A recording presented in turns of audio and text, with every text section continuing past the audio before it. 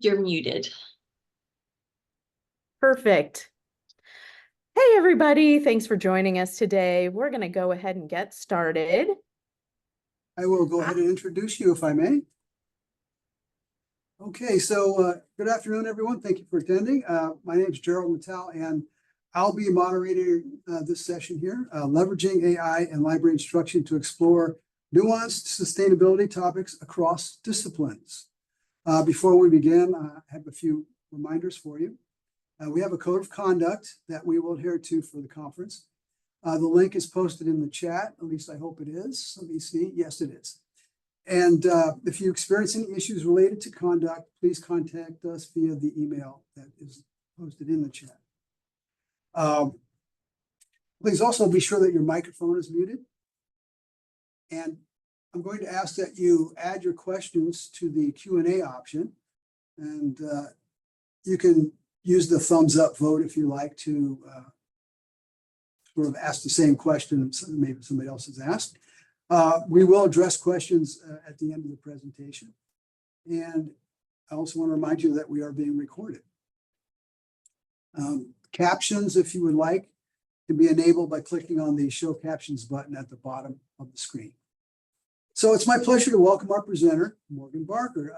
Morgan is the Sustainability Librarian at Cal Poly Humboldt in Arcata, California, and a faculty member in the Business, Agriculture, and Career Technical Department at Shasta College in Redding, California. She holds a BA in Recreation Administration, an MBA, and an MLIS. Morgan's professional adventure began in outdoor education and retail, where she grew her passion for sustainability and the environment. As her career evolved, she transitioned into design and international manufacturing, gaining valuable insights into global sustainability practices. In 2011, she ventured into higher education, bringing expertise to teaching and consulting within academic spaces. With over a decade of experience in higher education, including a role as an instructional designer, Morgan now works as the first ever sustainability librarian at Cal Poly Humboldt, where she serves the campus in advancing the university's environmental sustainability research and curriculum. Well, if you're ready, Morgan, take it away. Thank you so much, Gerald. I appreciate it. Thank you for being here and doing all the clicking.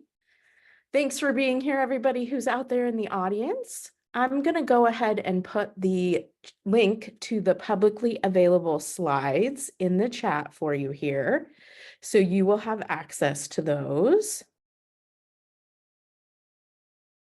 And then I'm going to start screen sharing. You'll also see a QR code on the first page that I'm going to show you. So if you'd like to use the link or if you'd like to use the QR code to the publicly available slides, you will have them. And here we go. So today I'm going to be talking about leveraging AI and library instruction to explore nuanced sustainability topics across disciplines. A long title that really means I'm going to talk to you about some stories of my work here at Cal Poly Humboldt. Again, I'm the first ever sustainability librarian, so I work within what is a new space as far as the library is concerned, but in a campus, on a campus that is well-versed in sustainability. You will see here that the context of my presentation today puts us in the frame of nuance. Because I'm in a well-versed campus, nuance became critically important as soon as I stepped into my role. And in this case here, AI can help us explore deeper elements of what we want to learn, quite possibly our work and ultimately ourselves. Nuance makes way for and to sincere literacy. My hope is that it's a practice I can help students pick up, maybe even faculty and staff also. And in my world, I see it as a way to foster do less harm awareness as far as sustainability is concerned. And you'll see that here in my stories. Higher education, global organizations are facilitating, collecting, and creating and integrating sustainability information. You see here a nod to the United Nations Sustainable Development Goals, which emphasize the global importance of finding information, finding research on sustainability topics.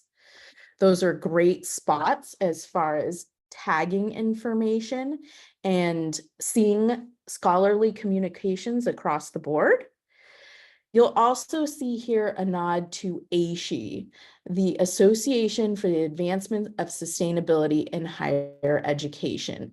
ASHE is the largest body that disseminates sustainability information. There's certification, there are platinum, gold level ratings, and some of your campuses may be involved in this work. ASHE and the work it does in drawing out dimensions of sustainability ends up being the work of the entire campus. And here on my campus, we are a gold rated ASHE university. So we have a pretty high level of awareness and, again, integration.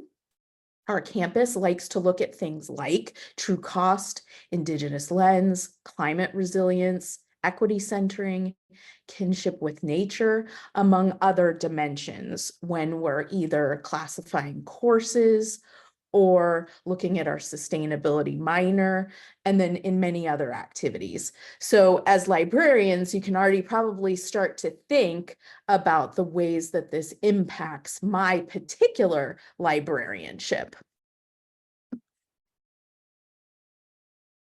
So the context here is very much sustainability. We're discussing all of this at an AI conference, and you will see the reason for that here. This is the working definition of sustainability at my desk. When I look at that, it's lengthy and it has many intersectional elements that students either thoughtfully look at or see gaps in the learning that they have here at the university. They do projects in this area. So when we look at this truly at my desk, I see not only the concepts of sustainability, but also the choices that we make. And I think that's the ultimate of sustainability, is that we're informing ourselves to make better choices out in the world, to do less harm. And again, that's the nuance. So when we take a look at this as far as students are concerned, I really focus on sustainable learning, the choices that faculty and librarians can make that allow students to meet their own time and energy needs to a greater degree. Interdisciplinary literacy is supported with AI use. You'll see that in my stories here, how that might be the case. And finding nuance becomes easier, less hidden, less time consuming, and quite possibly more thoughtful with the use of AI in these cases.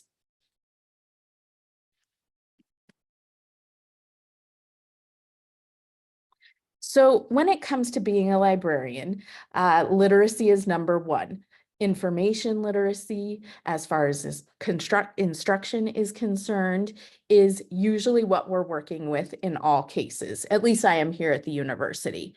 So the understanding that students develop to develop solutions, contributing to information creation, engaging with information, constructing information.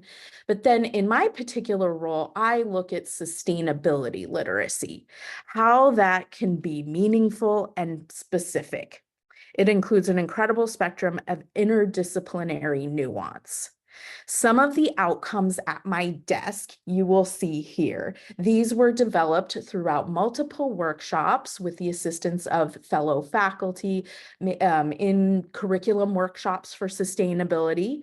And it's kind of a laundry list of the things that we could do with students in any given discipline. So take, for example, here, way down at the bottom of the list, can we develop working methods that follow relational accountability elements with our students? Can we support their work in being relational in the people they deal with, the communities they deal with? Here at our university, we have a thriving Indigenous population. And so some of that means taking a look at those elements with students in any given project or grant or whatever it is. You'll see here that I include references to books.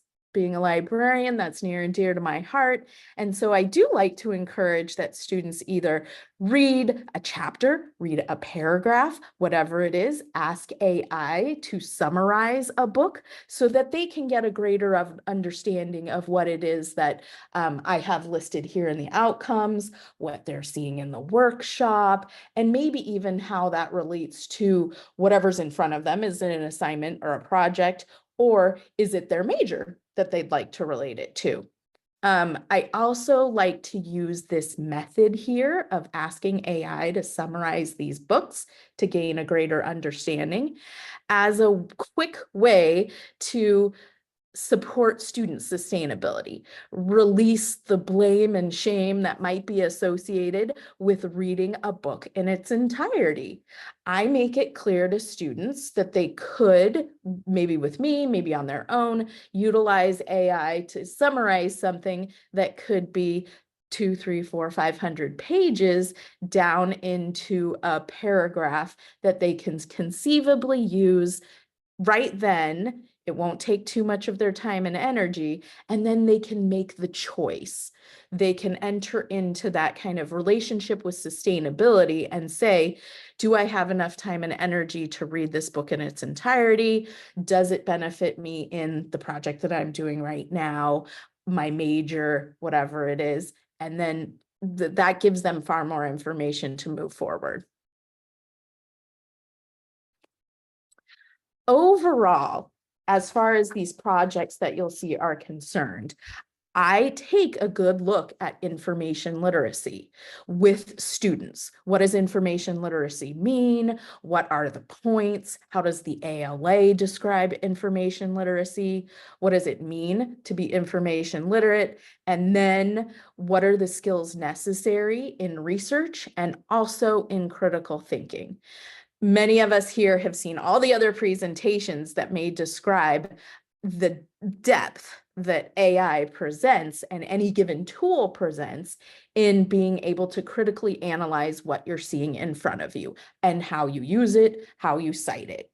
This is the first conversation that I have with students because obviously it is the most pressing right now to start off this way. This is the reality of AI. In my case here, these responses that we're getting are penned by ChatGPT. That is the main tool that we're using in these cases. And the funny note, what did it say? No, it didn't say to put glue in your pizza. So we start off with the humor of AI. But then going back to, okay, students, now we know that this will be critically evaluated by you. We're going to do that here. We're going to have fun doing that here. It's going to be researched by you. Again, that only deepens the nuance that the students see. They may see me start off with an introductory element, and then we together in the room can go through the elements of researching, editing by you, and you out there in the room, and cited by you. While I don't get into cited by you to a great degree in this presentation here, it is something that I usually do one-on-one with students because it is so unique to whatever assignment or project they're doing. And because I want to make sure that the cited by you maybe goes into a whole nother slew of instruction when it comes to citations. So I start this discussion with students by highlighting the critical thinking skills that are needed when using AI, describing it as an adventure that we are all going on together.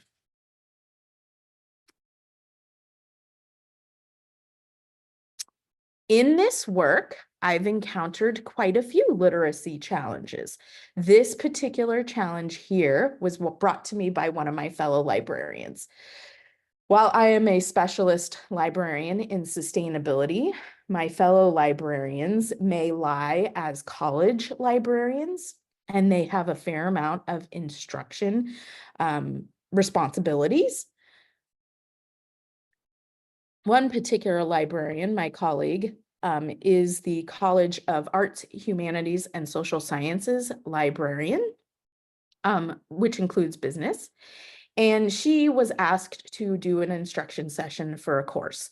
This particular course was on a sustainability topic in business, and the students in this course were given a long list of choices for a paper. All of them were sustainability based. One of them I chose here when my colleague asked me what to do. You're the sustainability librarian, Morgan. Give me some advice on where I would start here with these students, given the broad range of topics that the teacher has presented and given the nuance. The one here that you see is, how is it easily done with ChatGPT to connect information that's difficult to connect? The teacher has asked students to write a paper about true cost accounting.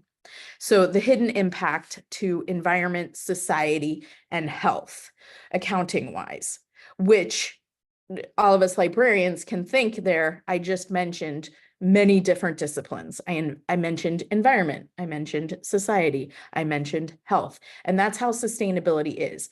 It's usually this Venn diagram triage of all of these different topics coming together and creating meaning. So in this case here, these students were validly looking for ways to connect scholarly information, to look for journal articles, to look for peer-reviewed journal articles, to connect tagging. And in this case, I started off with ChatGPT myself because I was interested. I like using the tool to see the nuance of this topic. I asked ChatGPT, can you connect true cost accounting to the sustainable development goals? I wanted to see where it was prevalent. As a librarian, possibly doing this instruction session or supporting my fellow librarian doing this instruction session, I needed to see where the connections were out in, again, library information, university, academic information, maybe local organizations, maybe global organizations. And in this case, ChatGPT came back and said the term true cost accounting is not explicitly mentioned in the United Nations Sustainable Development Goals. But here is some information on where you can find connections in specific SDGs. So this nuance here from ChatGPT allowed me to create a LibGuide that supported students in ways that allowed them to eliminate some of that confusion, thus getting to the information in a quicker way. Again, what I like to call the sustainable learning space. If I can help students get to that space with less time and energy, then they can spend more of their time looking here at what ChatGPT suggested. Quite possibly SDG 12, responsible consumption and production, is particularly relevant. So those students then have something to look for. They have an SDG tag to look for in databases, quite possibly, and they have greater language to give voice to what they're looking for. Some of what the nuance represents here is vocabulary. Do students have enough of the vocabulary in all of these intersecting areas to be able to search for information? Sometimes that's hard, especially when I might be standing in front of them in a particular class that only represents one area of this intersection of information. So this is just one example. The instruction model that I've been following thus far guides not only faculty, but students too. Faculty need the nuance. I have many conversations with my fellow faculty on campus, in that they want to know more about sustainability information. They want to know more about how to find information for their students. They want to know more about readings that they can suggest to their students in divergent topics to connect best things. Many faculty want support in connecting sustainability information to whatever particular discipline they're teaching within. And that's something that I can diligently provide as the sustainability librarian. Again, first here, I go over the realities of AI as a tool with limitations. The tool literacy comes up first and foremost, along with information literacy. I usually work with faculty who are already utilizing sustainability concepts in the course curriculum, yet it leaves room for literacy gaps. Again, those conversations that I might be having with fellow faculty about, well, how do I draw out this part of sustainability given that this is my discipline? I look for students who need a deeper integration of interdisciplinary points. I design the instruction with faculty to facilitate explicit course integration for their assignments. In those conversations that I have on campus, more often than not, a specific project or a specific assignment comes up, which you'll see later in my presentation. And then I develop workshop elements that allow students to get what they need out of each session. These are largely fun working sessions. It's time with Morgan, who's just going to come in and we're going to look at some AI stuff together. It ends up being raucous. Students have a lot of fun. They take turns reading aloud what AI has generated. This is a workflow that I'm hoping can be reproduced. It creates fun. So why wouldn't students want to consult a tool that has a lot of information, can be fun, and can lead to this deeper nuance at the same time? And in this process, I highly suggest to students in the room, as we go about asking ChatGPT, in this case, questions, that they give AI as much information as it can use, as much information as they have. I want them to be specific. I want it to match the assignment details. I want them to match the level of work that they're doing. Specifically tell ChatGPT that you are a university student. I want them to connect specific concepts and frameworks. So this is where we have fun. This is where we practice. And this is where they start to draw off of the things that their instructor has been going over for maybe the last couple weeks of class. This is where I really get the faculty involved and the faculty really appreciates the session. If they're dealing with a specific framework, if they're dealing with specific concepts, the fellow faculty member and I design this into the session. So it becomes more of a, hey, students, let's really use this thing that your instructor just taught you, and let's connect it to things that you're interested in or things that you need to do with this class to save you time and energy. I'm not asking them to watch a general session where at the end of the general session, I suggest they come to my reference help hours or reference desk hours. I'm doing it there with them. So in that, I get to kind of be in relationship with sustainability and the students at our university, all while I've got them in front of me. This case here is my first story. I was at first looking at ways to draw out nuance for my fellow librarians. Being that I'm the first sustainability librarian, my faculty group had never experienced anything like this. So I started with the ACRL frameworks and I asked ChatGPT to draw out the sustainability nuance in the ACRL frameworks. What you see here is what it produced, and it was incredibly helpful for my fellow faculty. These are things that we've been able to discuss in library college meetings, in instructional working group meetings, and in our explicit work with one another. One of those here is authority is constructed and contextual. In a sustainability context, what does that mean? Well, students can explore how different perspectives shape discussions on environmental issues, quite possibly. They can critically evaluate the authority of sources and understand how power dynamics influence environmental narratives. I am at a university that actually has had a long history of environmental work. And again, we have longstanding Native communities that come into play there also. And so this particular concept has been especially interesting when we look at our special collections, what we designate as a sustainability collection, what that means, what the connections are to environmental narratives in our local community, what the connections are to environmental narratives that may be in the global community, what that means when we look at systemic analysis, oh, and on and on and on. So again, I started with nuance for librarians because I needed nuance too at my desk as I started this entirely fresh job on our campus.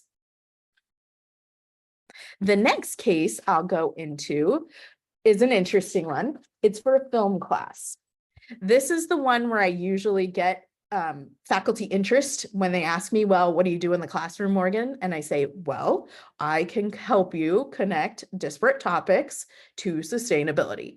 In this case, it happened to be a film course titled Social Change in Digital Production. In this film class, students can see the nuance in the use of the Green Production Guide, the Peachy checklist. So the faculty member and I started off with the already established curricular content of the course, which was social change, utilizing the Peachy checklist. And in my public slides, you'll see links to all of these things here on any given slide so that you can reference the Peachy checklist if you'd like. It is for sustainability in student filmmaking, and it has many points. And while we were in the instruction session, we had fun drawing out sustainability nuance in Peachy application. The students in front of me were charged with creating films, genre-specific films. So for this first one here, we asked, how can university students utilize the Peachy checklist in college filmmaking courses while supporting environmental justice concepts? Again, the students had learned about environmental justice, they'd seen the Peachy checklist, but gosh golly, how do I connect these things? Give me some ideas. And that's what we did here. In the Peachy checklist, there's an item for pre-production. ChatGPT suggested during pre-production, you look at equity. You ensure that the planning process includes considerations of equity and inclusivity. Encourage students to explore how environmental injustices disproportionately affect marginalized communities and how their films can amplify the voices of those affected.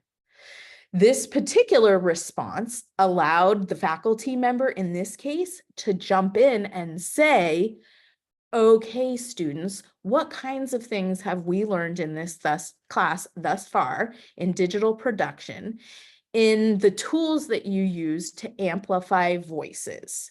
Increasing sound, sweeping music, all of the other things.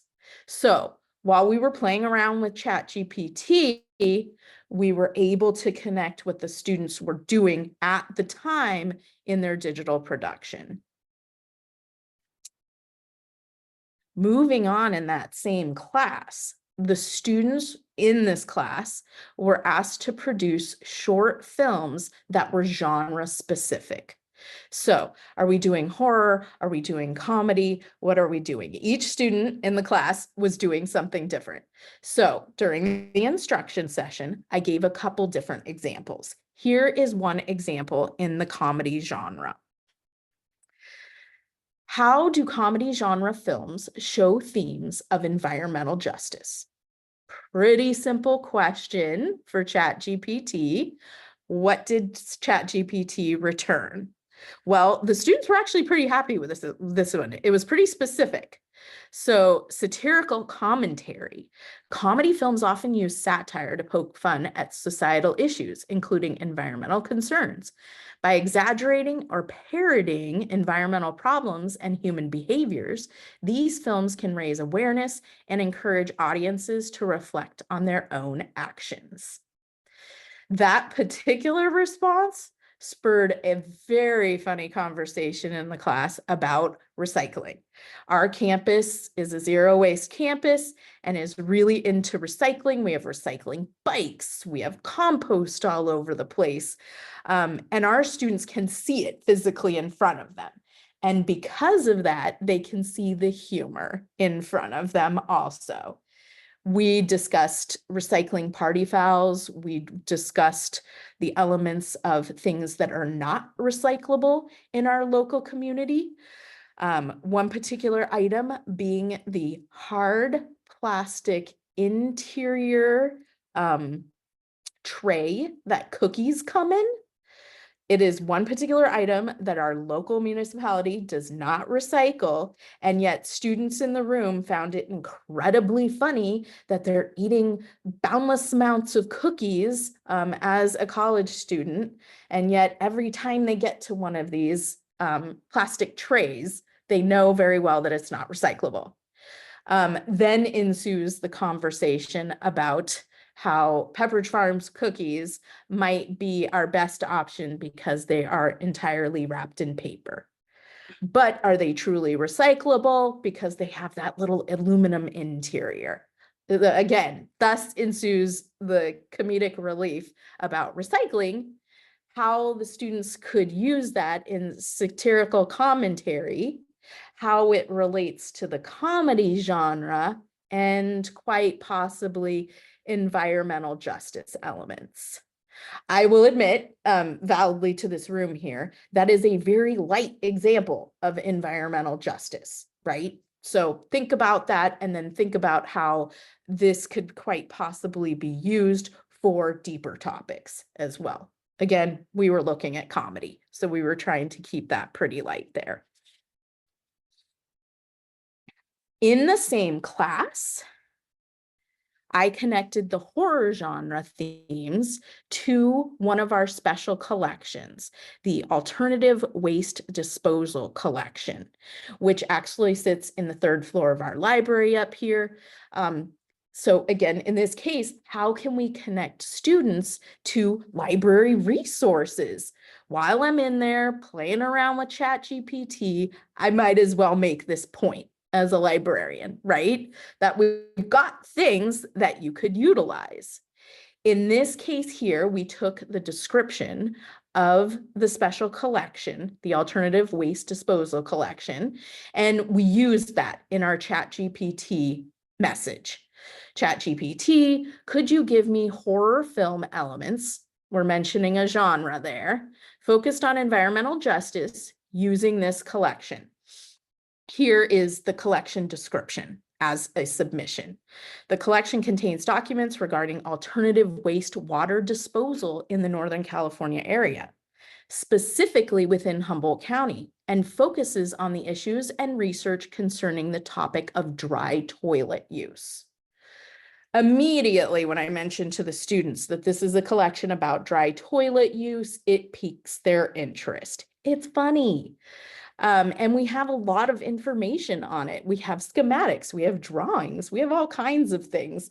And so it really does lean itself towards not only the nuance of using special collections, but going back to something like this, the Alternative Waste Disposal Collection and what it means for sustainability, applying it to the horror genre, and then seeing what we get. And this is what we got. So on the theme of environmental justice, the film explores how marginalized communities bear the brunt of environmental pollution and inadequate wastewater disposal practices, highlighting the need for equitable environmental policies. So that's a very solid, serious environmental justice issue that is represented in this collection that you could analyze. We could ensue in the class here and go ahead with the faculty member and analyze those concepts. And then we could also move on to, okay, well, now how could this be applied to the horror elements as far as the genre is concerned, if that is what you have picked for your film here in this class. So in this case, ChatGPT suggested psychological terror. The characters grapple with the horror of realizing the extent of environmental damage caused by human activity, leading to psychological distress and paranoia. So that ensued a whole conversation stemming from dry toilets here in this class with this ChatGPT reply. Moving on to environmental studies. Students in this course were keen on asking AI what the environmental and labor costs of AI were, then evaluating excitedly any potential bias. The students in this particular class, Foundations of Environmental Studies, it's a lower division course on our campus. So there were a lot of freshmen and sophomore students in this class. We asked ChatGPT to draw out the nuance in AI or environmental and labor costs. So we asked a simple question, ChatGPT, what are the environmental and labor costs of AI? Here are some of the answers, which we then analyzed heavily with the help of the instructor. So number one, energy consumption. AI models, particularly large deep learning models, require significant computational power and train and run. This translates to high energy consumption, which can contribute to carbon emissions and environmental impact, especially if the energy sources are non-renewable. Training deep learning models can consume as much electricity as several households over their lifetime. So there were a couple claims made there. Deep learning models can consume as much electricity as several households over their lifetime. We discussed that. We discussed the validity of that. We discussed researching that, citing that, finding where that came from.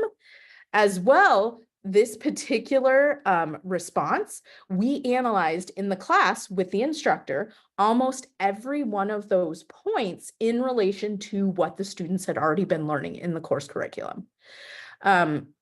Energy consumption being a main one, carbon emissions being another.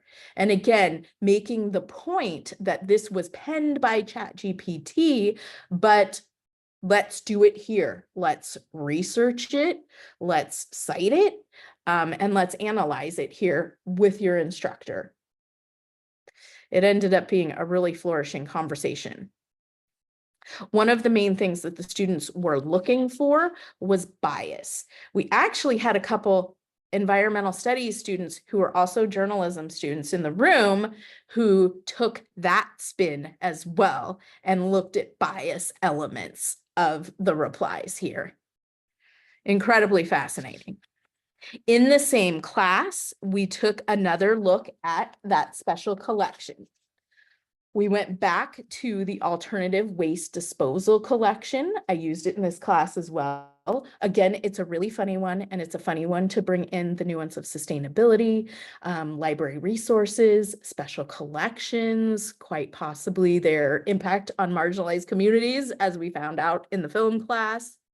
So in this case here, we asked ChatGPT to run an analysis on the intersectionality of this submission. And again, we gave the submission description of the alternative waste disposal collection. I show students where to get that, suggest that they get descriptions like that when they're using ChatGPT. And for those students here, this was the reply. The intersectionality of the submission on alternative wastewater disposal and dry toilet use in Humboldt County can be analyzed from various perspectives: environmental justice, rural versus urban dynamics, public health and social equity, gender and sanitation, policy and governance. All of those topics gave us incredible starting points to, again, move into the course curriculum as it had been taught thus far with the faculty member, move into assignments that the students were currently working on in environmental studies. And then this one in particular also took us to analyzing major, quite possibly, because there is some nuance in the major that a student might be to take this environmental studies course. Again, all very relevant to the students, all very interesting. And I find that in these sessions, the engagement level is really high. This is not a sit back, watch the librarian talk about library resources, maybe 2 or 3 people raise their hands. This is a session where students are validly engaged, speaking out, talking to one another, and I really encourage that. Speaking of major and going back to those books, this is a Canvas tutorial I created called the Little Free Sustainability Library to encourage students not only to read a little bit of some of the the newest current popular reading in sustainability. Some of it jumps over into the academic zone, some of it doesn't, but they are there represented. And it represents the many curriculums in life that students might be interested in sustainability nuance for any number of reasons. Again, they could be asking AI about their personal life and sustainability, their home life, or the things that they're working on in a job that they have outside of the university, just as often as they could be asking ChatGPT or other AI tools about things in their assignments or projects or grants at the university. So in this case here, students are asked to connect their major to these popular readings. In this case here, here's an example. ChatGPT, I'm a recreation administration major, and I want to know why reading The Intersectional Environmentalist by Leah Thomas may support my education. A bit of the ChatGPT reply is here, and it discusses how recreation administration majors could take a look at ethical and inclusive leadership styles. Incredibly relevant to the student. They might decide to use that in the project. This one, they might decide to use on the job, maybe when they are as an intern at a local organization, doing a ropes course or something like that is a good example here. This is made freely available to all of our students on Canvas. It's a self-enroll course, so students can take it anytime. It's part of the supplementary instruction program called Skills Shops that we have here at Cal Poly Humboldt. So some of these skill shops are assigned by faculty. They may tell students, we would like you to take 2 skill shops this semester, receive the badge, and then you get credit in this course. So students could quite possibly be using the Free Sustainability Library in that case. And that brings me to the end of my presentation. I really thank all of you for being here, for listening with me, and I hope maybe you can think about the ways that you might use ChatGPT specifically in your instruction model to draw out nuance with your students. Thank you, Morgan. I really appreciated the various examples that you gave, the stories about the use of the generative AI. That's what I like to hear is how can I apply this stuff? So really, does anybody have any questions? We still have a couple of minutes. We have something in the chat here, maybe. It says, this has been great. Thank you. I love that you and your bear are wearing similar suits. I used an AI model created by one of our students on campus, actually, an image generation model. And I think I said bear librarian with books in hand near the forest and the ocean, I think. And that's what came out. Do you plan on exploring any other tools other than ChatGPT? Yes, I do. I just don't know what the first one is yet past this. So please, in the chat, if any of you have ideas that would sound fabulous for me and my application here, please add them in there for me.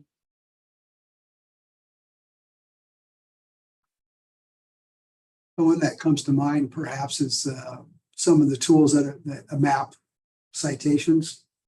There's a whole bunch of them actually. Research Rabbit is one that comes to mind.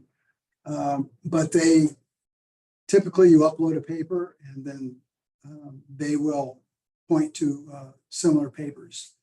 Some of them give you a graphic image, and others are just lists. And I think typically they might have they have free versions, and then you might pay a little cash and have a little bit of extended features. Usually the number of searches that you can do will increase. There's a question here from Lisa. When you are further investigating what AI was able to deliver, do you only go back into ChatGPT or do you go to the library databases too? Great question, Lisa. Thank you for asking. Yeah, I would be remiss if I didn't go back into the databases, but I usually do that in one-on-one sessions. That ends up being something that if students have a greater need, like in the case of the film students, that some of them had a greater need once they saw what we were doing. They said, okay, now I'd like to come back to you with this genre, these points. Let's run this again.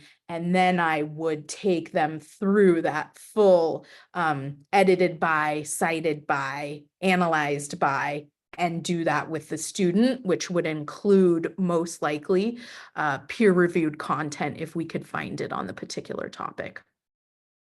Morgan, there's some suggestions from Jose here on tools, cite, elicit, and connected papers.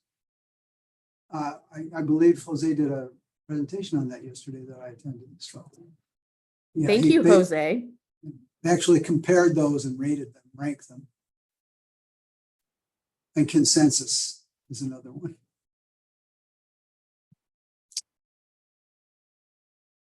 Okay, well, we're actually officially out of time. So does anybody have any other questions?